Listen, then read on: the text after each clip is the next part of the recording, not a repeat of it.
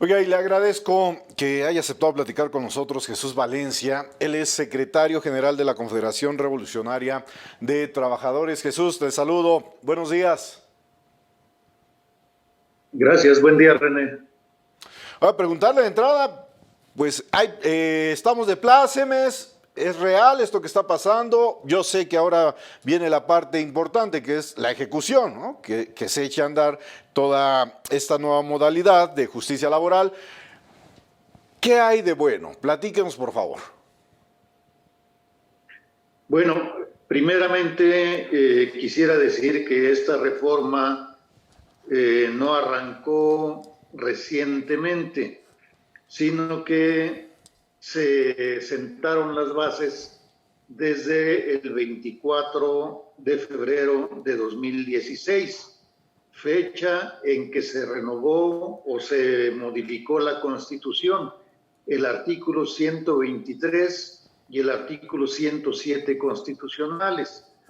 En esta reforma constitucional se estableció que debiera de darse la elección democrática de las dirigencias sindicales y que para esto pues tiene que haber vigilancia, tiene que haber una supervisión de parte de las autoridades laborales o del notario público para que los trabajadores se puedan manifestar libremente y con voto universal, directo y secreto. Así es como fue planteado.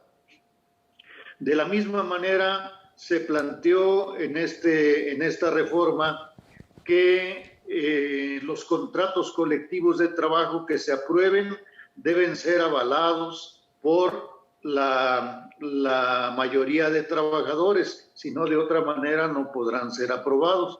Es decir, algo bueno que tiene esta reforma y que se estableció desde esta reforma constitucional es el hecho de que haya una mayor participación de trabajadores en las decisiones esenciales de sus sindicatos, tanto con sus representantes como en las condiciones de trabajo que deben aprobarse.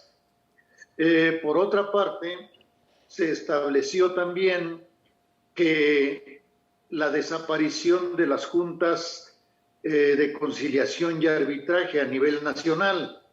Se estableció que en lo sucesivo, quien debe de impartir la justicia laboral cuando se presenten conflictos, sí, ya no son las juntas de conciliación y arbitraje, sino que ahora deben de ser tribunales adscritos al Poder Judicial.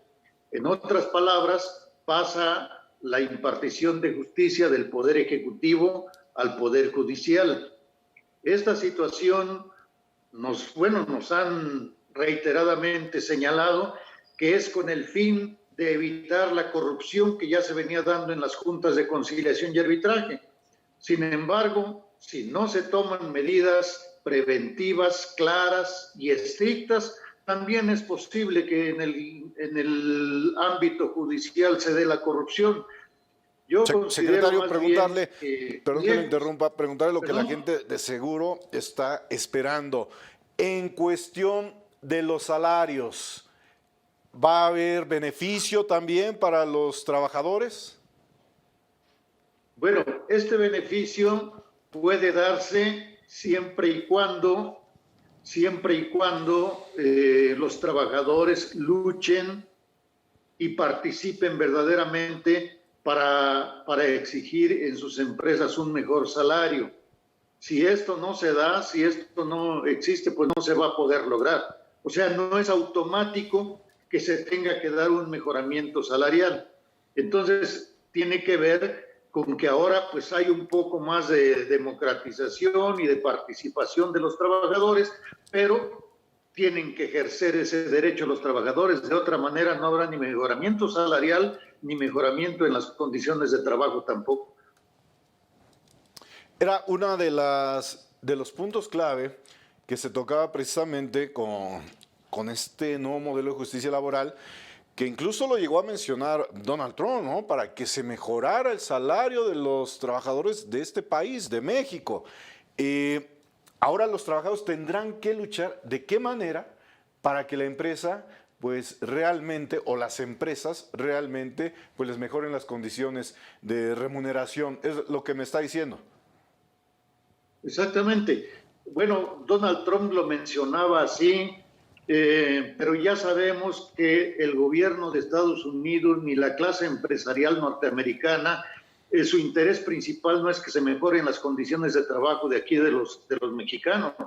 Su interés principal es que las inversiones que se venían aplicando aquí en México del capital extranjero y capital nacional, que veían un atractivo en la flexibilización laboral, en los bajos salarios, en la falta de democracia sindical, en todo esto, que en realidad en los contratos de protección también, ellos lo que quieren es que se eliminen este tipo de cuestiones para que no haya una competencia desleal hacia sus empresas.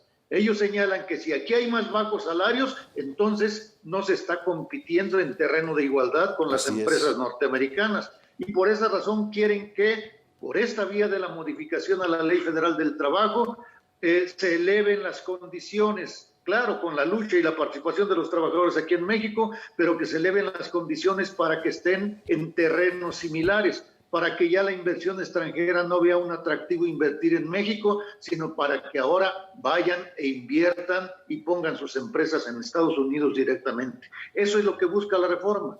Los de los Estados Unidos ni el gobierno norteamericano no son ningunas hermanas de la caridad que estén buscando beneficiar a los trabajadores mexicanos. Ellos lo que buscan es que sus empresas prosperen, que su economía prospere, aunque la economía de aquí de México pues se vaya al barranco. Eso es, a final de cuentas, la motivación principal de las presiones del gobierno norteamericano, de la exigencia del gobierno norteamericano y hasta del gobierno canadiense para que México compita en condiciones de igualdad con las empresas norteamericanas y canadienses. Eso es lo que ellos buscan con la reforma. No buscan beneficiar a los trabajadores mexicanos. Por eso es falso lo que mencionaba Donald Trump de que era para beneficiar a los trabajadores mexicanos. Este es el fondo de la reforma. Y por esa razón, el gobierno de Peña Nieto se vio presionado a hacer estas reformas. Y primero en la Constitución, y ya al gobierno actual, al gobierno morenista, le tocó obedecer este acuerdo que ya estaba desde 2017, desde el 24 de febrero de 2017, le tocó obedecer la parte de aterrizar estas reformas dentro de la Ley Federal del Trabajo. Por eso, el 1 de mayo del año pasado se hizo la reforma a la Ley Federal del Trabajo, conteniendo estas cuestiones principales de la reforma ya establecida en la Constitución desde el 2017. Pero todo es por presiones del gobierno norteamericano. Incluso Donald Trump llegó a amenazar que no iba a firmar el Tratado de Libre Comercio si no se aprobaba un capítulo laboral que tuviera como contenido estas reformas dentro de la Ley Federal del Trabajo. Por eso se tuvo que apresurar el gobierno morenista a aprobar la reforma el 1 de mayo del año pasado, ya dentro de la Ley Federal del Trabajo.